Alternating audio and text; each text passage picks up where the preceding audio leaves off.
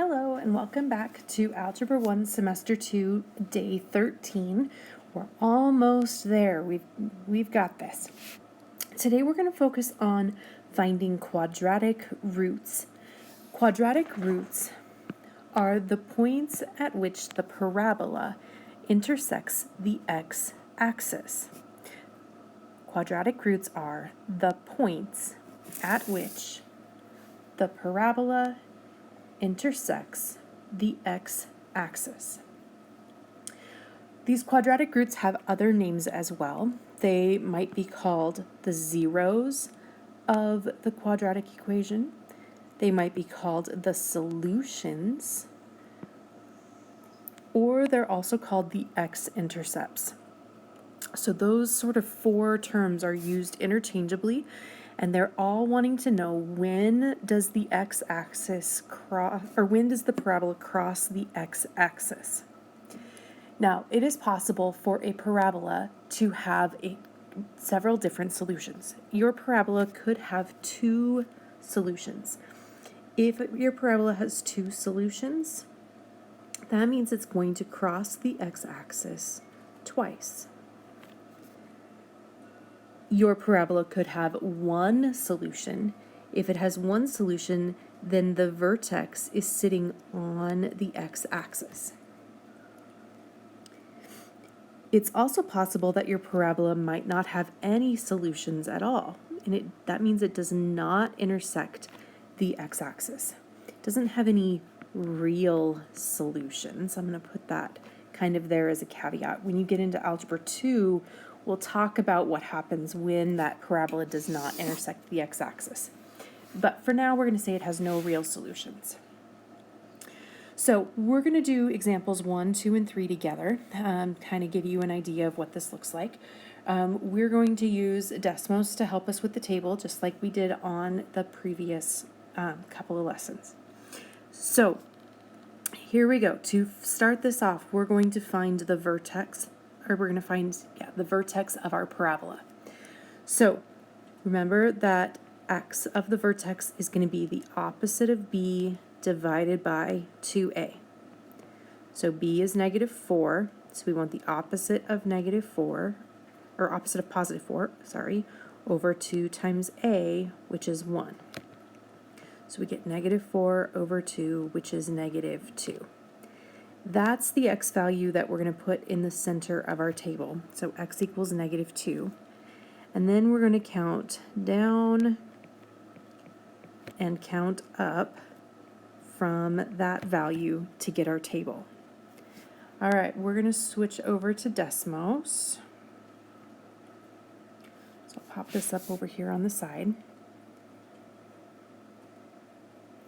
And we're going to type our equation in. So we want y equals x squared plus 4x minus 5. And here's our vertex at negative 2, negative 9. So I can go ahead and put that negative 2, negative 9 in there. Now, remember, you can hit the settings icon and hit the table, and that will give you this table. So this gives us from negative 2 to positive 2. So negative 1 is at negative 8, 0 is at 0, and 0 is at negative 5, and 1 is at 0.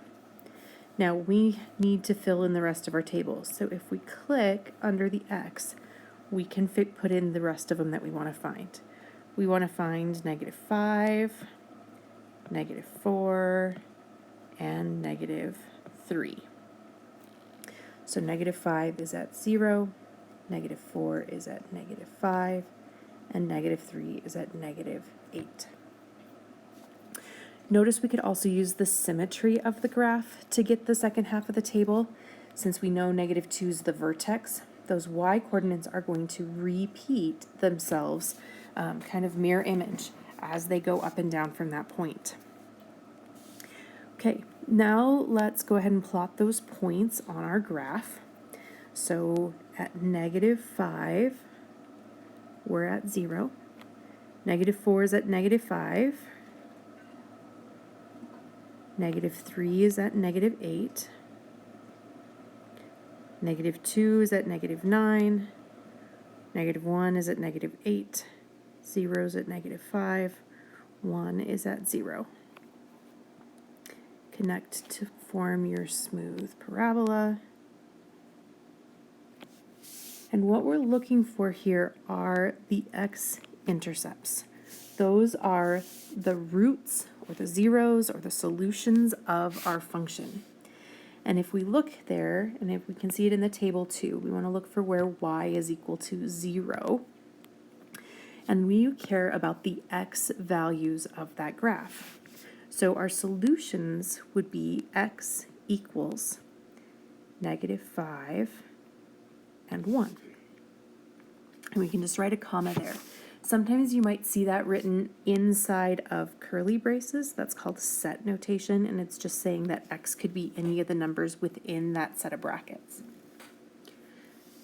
All right, let's try another one together. So this is number 2. Remember, we can find our vertex by going x equals negative b over 2a.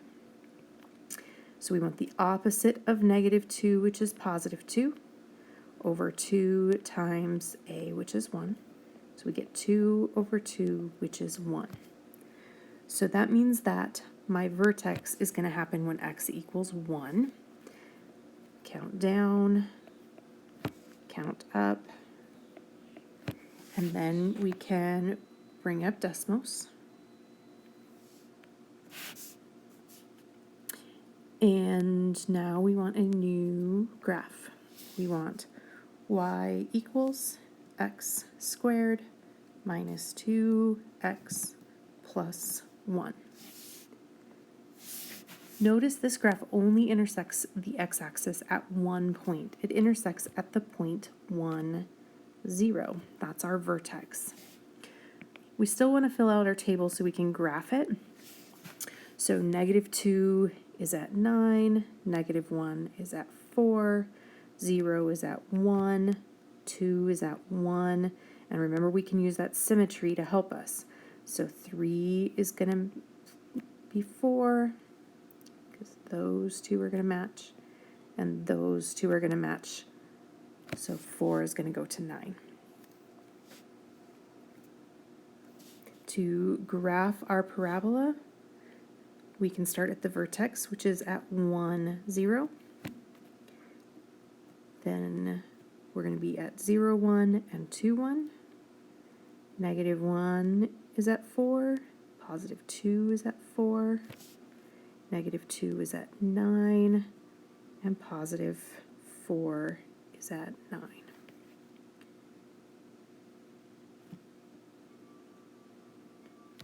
And then we want to highlight that x-intercept, or we can look at the 0 where x or y is 0 in our table. Those are going to highlight our solutions. In this case, x only has one solution. So we could just write this as x equals 1, or we can put that in that curly brace to show that that is the complete set of solutions for that particular equation. All right, example number 3, last one we're going to do together. So x equals negative b over 2a. b is 2, a is negative 1. Notice that it's a negative 1 when there's no number written there. So we get negative 2 over negative 2, which is positive 1. So our vertex is going to be at positive 1. We can count down and count up. Then bring up Desmos. We want the function y equals negative x squared plus 2x minus 3. We can click on the graph to find our vertexes at negative 1, or is at 1, negative 2. Click on the settings icon and the table icon, and we get the rest of our table. Negative 2 is at negative 11. Negative 1 is at negative 6. 0 is at negative 3. 1 is at -2, 2 is at -3. Remember, we can use that symmetry to help us fill out the rest of that table. Then we can plot those points to get our graph. So our vertex is at 1, -2. If we go 1 unit to the left, we go up 1. If we go 1 unit to the right, we go up 1. If we go over 2 units to the left, we're going to go up. Ooh, not up, we're going down. Sorry. Okay, so when x is 0, y is -3. When x is -1, y is -6. And -2 is going to be off our graph. I'm just going to put a point there to kind of represent that -11. Then going to the right, if we go up to x equals 2, y is -3, x equals 3, y is -6, x equals 4, again, we're going to be off the graph. That's okay, we're just going to plot a point there. Connect with our parabola. And if you notice, our parabola does not hit the x-axis at all. When this happens, that's when we have no solution, or no real solution. So we're going to say that x equals this sort of 2 curly braces with nothing in between. That's called the empty set. You could also say a 0 with a line through it. You could also say x equals no real number.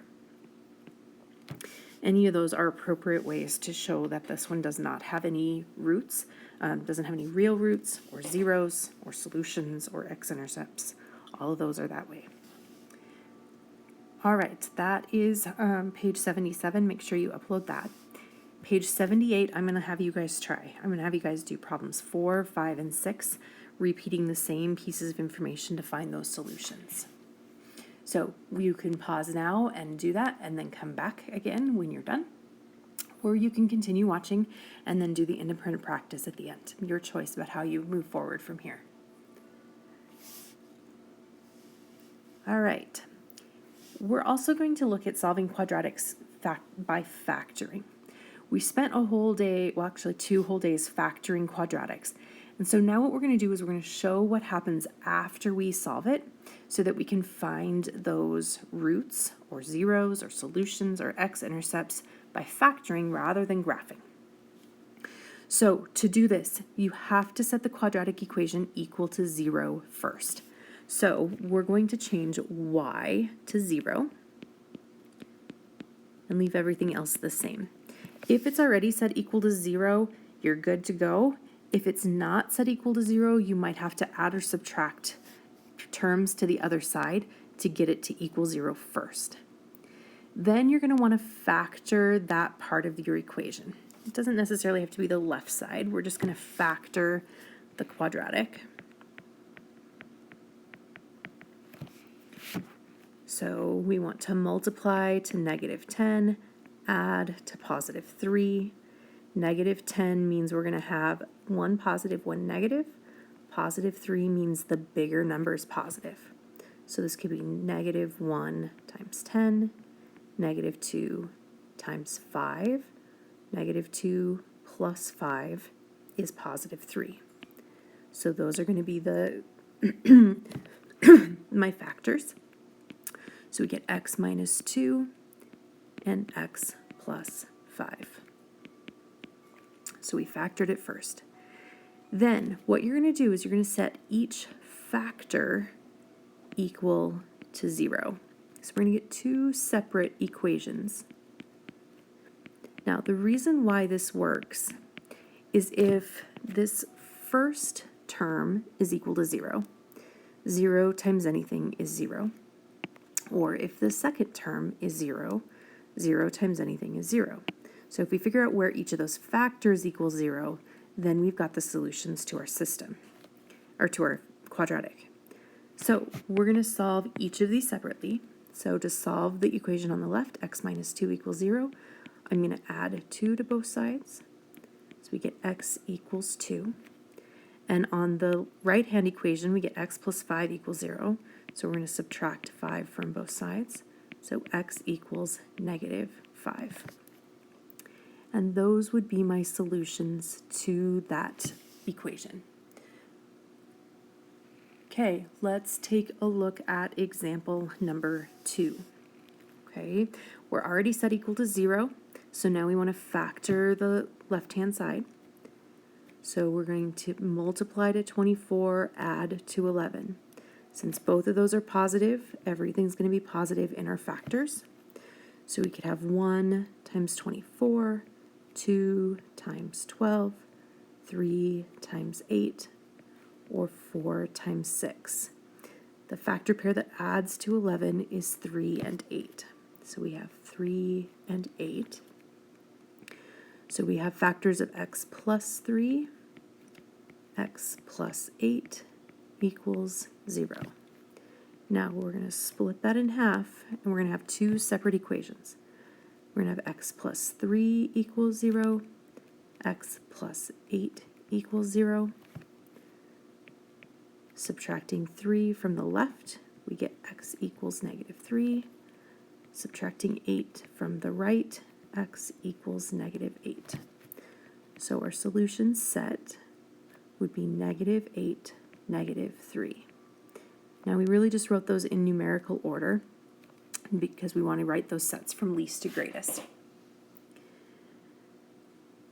All right, I'm going to do one more example with you so that we can kind of see another side of this.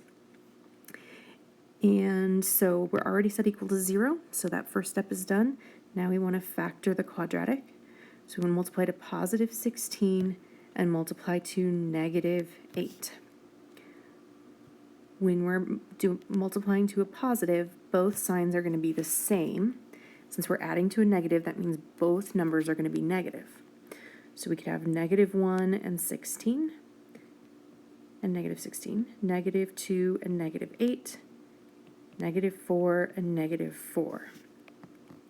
The factor pair that adds to negative 8 is negative 4 and negative 4. So we can write our factors, x minus 4 times x minus 4 equals 0. Okay, if we split those and set them each equal to 0, adding 4 to both sides gives me x equals 4, and we get the exact same solution on both sides. What happens here is this is that example where we have one solution to our graph, where the parabola is just sitting on the x-axis. So this would be x equals 4. And we've just got one number in our solution set. All right, to finish out your independent practice today, you need to do the odd problems on page 79. Once you're done, make sure that you submit all of your work to Google Classroom and go try out that formative assessment. Thanks for your hard work. Keep it up. We've got 3 more days after today. You're almost there. Thanks, guys.